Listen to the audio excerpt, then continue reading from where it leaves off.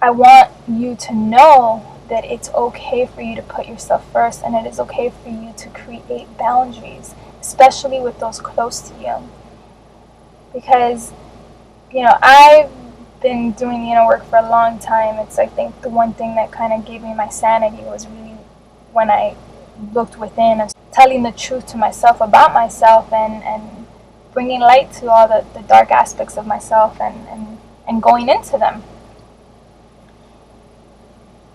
But the one thing that has always kind of baffled me was I never can fully understand why, even though I feel that my mother was a great mother and she was there for me, and she does anything for her children, she's so hardworking, and she's just an amazing, strong woman. I just can never understand why she makes me so angry and why I get so irritated with her. Like, I don't have patience for her, and I literally she is the only person that can enrage me, that can bring out this little child in me who was so mad at the world.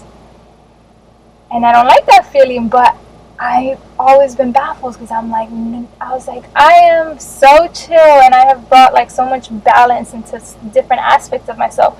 But she's the one person that can take me there from 0 to 100 in like half a second. So I'm living back at home for a few months now. I just got back from traveling, and this is the first time in 7 years that I'm living with my mom, because I've been living on my own for the last 7 years. And for those of you who live on your own, you know how that is. You create your own space, you have your own way of doing things, the things you like to focus on. You just have a way of living. So when you're living with someone else, it's a little challenging. And for the most part, it's been alright. I've been managing her energy and just kind of, I keep to myself a lot. But a few days ago, we had this big just blow up for no reason. It was just something stupid, and that's usually how it is with us.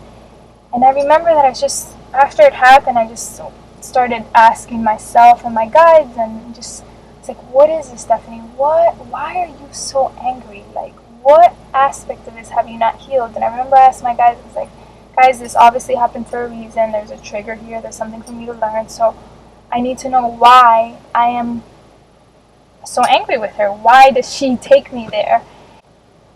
I got the biggest revelation. And I ended up talking to my inner child, because I realized that I didn't want to admit this to myself. The adult in me has been overlooking this and in the child. That even though my mom has been an amazing mother, our parents, they do the best that they can with the tools that they were given.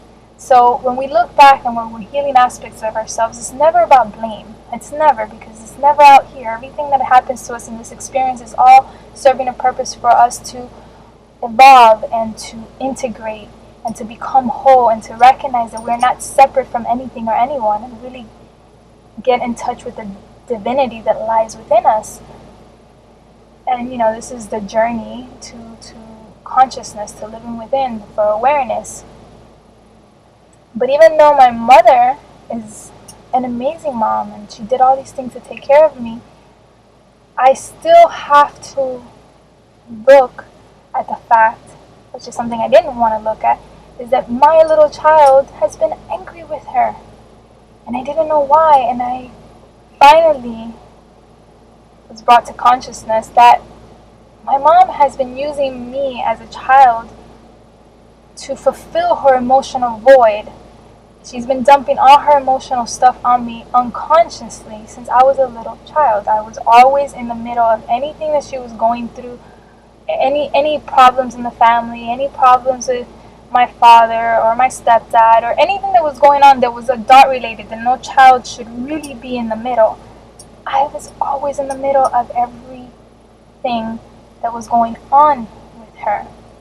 And it's hard because, it's not something that she did on purpose. She did the best she can. But as a little girl, I've been managing her emotions. And on top of that, I already came in extremely sensitive as a child. And I don't think she had the awareness to recognize how aware I was as a kid and how I felt everything. And as a child, you don't know what's going on, and when you're super sensitive and you can't even differentiate what is your emotion and what are other people, it becomes really hard. And so I had that realization where I realized that the reason that I get so irritated with her and why I'm so angry with her that I never understood is because my inner child has been angry with her, because she has been carrying her emotions and feeling responsible for her since she was a kid.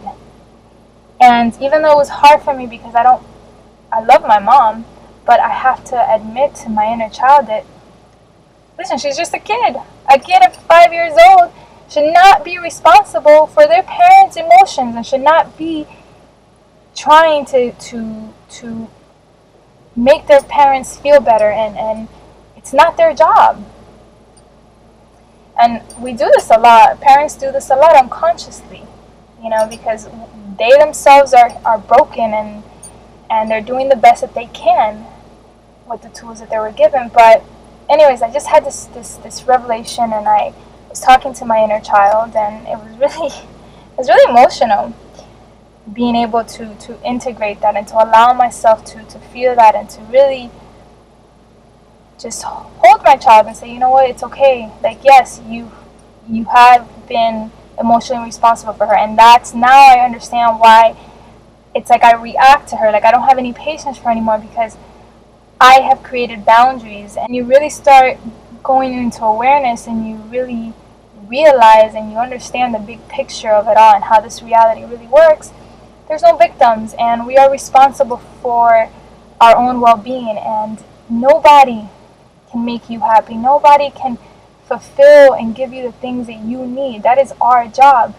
And what I recognize about my mom is that that's where she's at, and she doesn't realize it, that the things that she struggles with and the things that she has a hard time in this outer reality all stem from the fact that it's her inner world. She's not willing to look at the shadow aspects of herself. She's not willing to tell the truth to herself about herself. And this is a crucial key when we're doing the inner work. In order for us to start healing, to start integrating, and to start really living from the inside out, and living as life is happening, not happening to you, but happening for you, is that you have to be able to tell the truth to yourself about yourself. Until you're not willing to look at yourself, the good, the pretty, the ugly, you can't heal it. And she hasn't been willing to do that, and so she lives in a very victim mentality from time to time.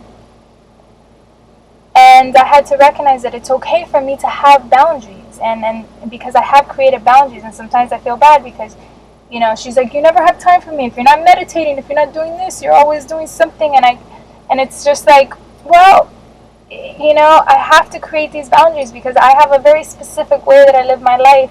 And yes, I kind of create a little bubble because I like to harvest my own energy. I am aware and I recognize that this reality is solely created by what you focus on in your inner world, your emotions. And the things that you're focusing on is going to create, and it's going to decide what you attract vibrationally.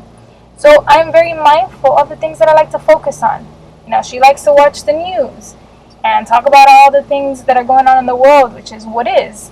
And I don't watch the news. I haven't watched the news in over 10 years. Not because I want to be ignorant to the world, but because I know that a lot of that stuff is propaganda. It's all fear-based. It's there to control you, to keep you in a fear state. I don't want to pollute my mind with that because I know better.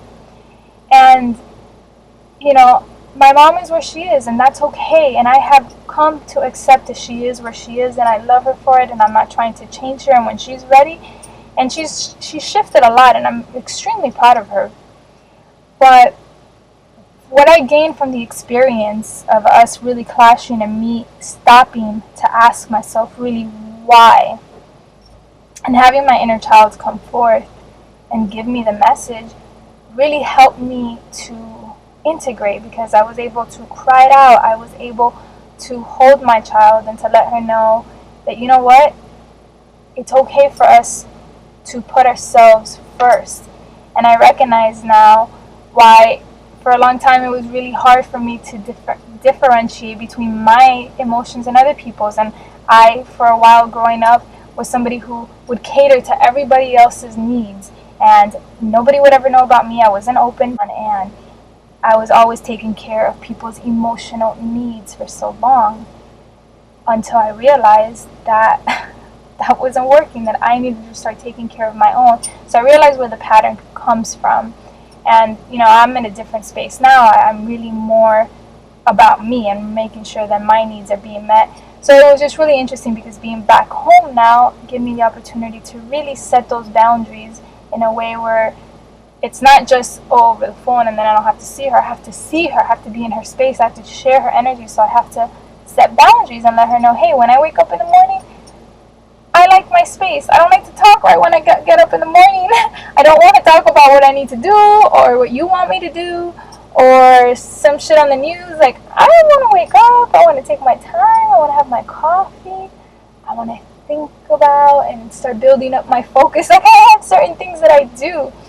And anyways, I'm sharing this little story from my life and my experience, because I know that there's a lot of you who might struggle with this. We have family members that we love, but we have to know that it's okay for us to set boundaries. It's okay for us to say, listen, I am not responsible for your happiness. As much as that hurts, let me tell you that was really hard, because I love my mother to pieces.